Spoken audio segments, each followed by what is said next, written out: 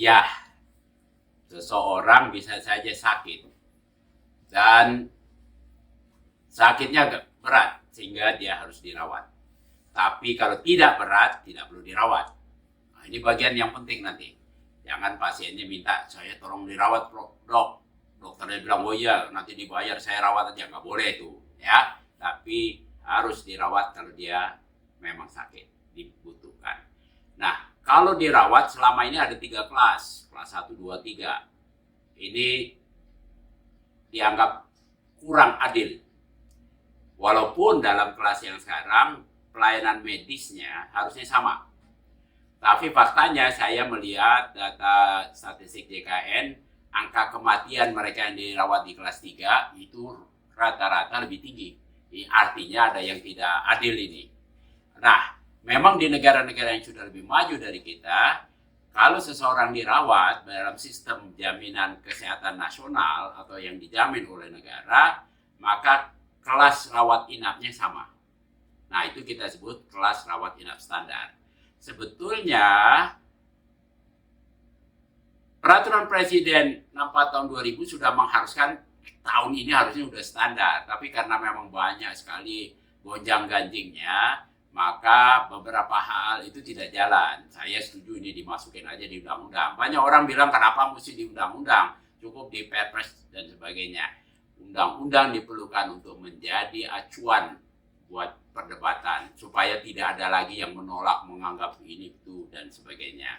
Nah, kelas rawat inap standar yang ideal memang 1. Bisa saja sebelum sampai ke 1 dari 3 ke 2 dulu boleh. Tapi apa itu kelas rawat inap standar? Artinya semua pasien yang dirawat inap baik di Jakarta, di Jogja, di Surabaya, di Medan, di Sulawesi, atau di Papua sana harus mendapat ruangan yang sama, harus mendapat pelayanan medis yang sama. Nah, berapa ruangan yang sama? Ini yang standarnya. Misalnya, jangan sampai ada bangsal besar yang ada 20 orang dirawat, tidak bisa tidur. Nah, jadi kita rumuskan berapa?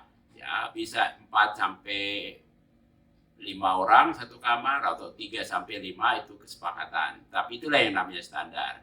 Tapi 4 sampai 5 ruangannya kecil, ada yang ruangannya besar.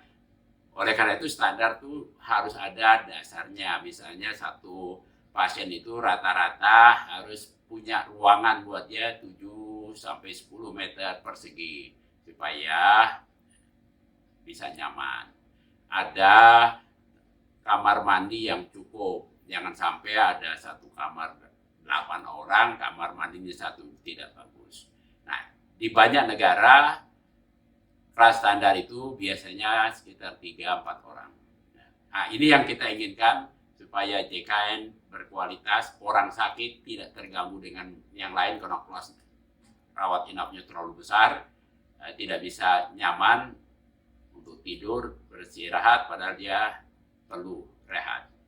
Akibatnya pengobatan jadi tidak efektif, tidak cukup bagus. Maka saya setuju ini masuk di undang-undang.